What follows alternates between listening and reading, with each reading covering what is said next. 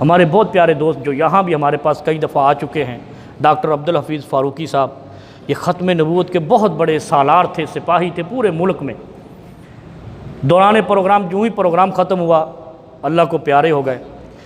इन्ना लिल्लाहि व इन्ना इलैहि राजिऊन। उनके लिए दुआ करें, अल्लाह ताला उनकी मग़फ़िरत फरमाए।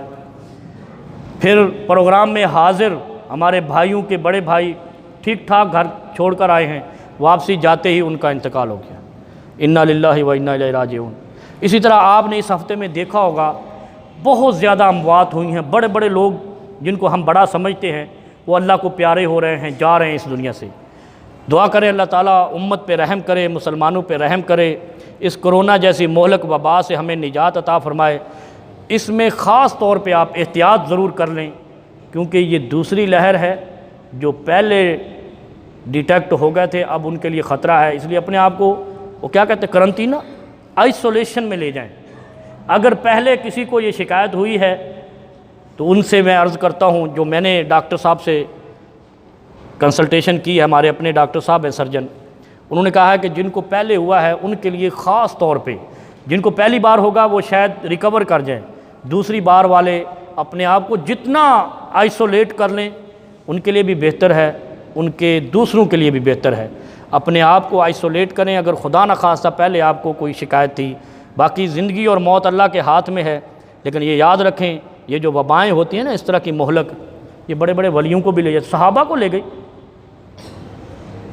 ये एक हवा होती है जो जिसको लगती गई उसके लिए फ़ना का पैगाम लेके आती गई। इसलिए अल्लाह से आफ़ियत मांगें। और सबसे बड़ी बात यह है, बड़ा परेशान हूँ।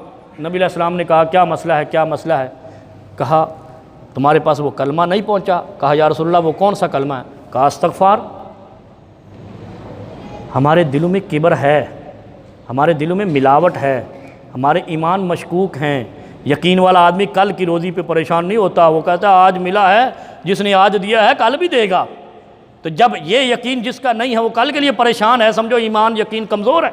तो जब ईमान यकीन कमज़ोर है तो नबी पाक सल्लल्लाहु अलैहि वसल्लम क्या कहते हैं, तुम्हारे पास वो कलमा नहीं पहुँचा। कहा कौन सा या रसूलल्लाह? कहा इस्तग़फ़ार, अस्तग़फ़िरुल्लाह। कहा पहुँचा है या रसूलल्लाह? कहा इसको पढ़ो। या इस्तग़फ़ार से दिल धुलता है, जो शैतान ने डंग मार मार के दिल स्याह किया है ना, वो धुलता रहता है। कपड़ा धुलता रहे तो चमकता रहता है, ईमान धुलता रहे तो ताज़ा रहता है, और बंदा का ईमान पुख्ता रहता है, यकीन कामिल रहता है। और जिसका यकीन कामिल है उसकी दुआएं भी अर्श पे जाती हैं। इसलिए नबी अलैहिस्सलाम खुद फरमाते हैं कि इन्नी ला अस्तग़फ़िरुल्लाह मिअत मर्रतिन फ़िल यौम, मैं एक दिन में 100 बार इस्तग़फ़ार करता हूँ। मुझे बताओ नबी अलैहिस्सलाम को इस्तग़फ़ार की ज़रूरत थी? वो तो सैयदा खदीजा रज़ी अल्लाह अन्हा ने कहा था ये क्या करते हैं, आप तो अल्लाह के पैगंबर हैं, आप तो बचे हुए हैं।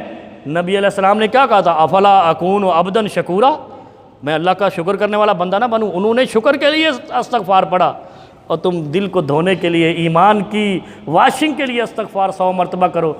सिर्फ 100 मरतबा इस्तग़फ़ार करनी है, आपका दिल वाशिंग मशीन से जो नबी अलैहिस्सलाम ने लगाई है ईमान को पुख्ता करने की, उससे होकर आएगा। और इंशाअल्लाह आपका ऐसा ईमान बनेगा, आप इस चीज़ के फ़िक्र से भी मावरा हो जाओगे, और अल्लाह पे इतना यकीन करोगे अगर मौत आई है तो मर जाना है, और अगर अल्लाह ने ज़िंदगी लगी है तो कोरोने की कोई परवाह नहीं। ये ईमान, ये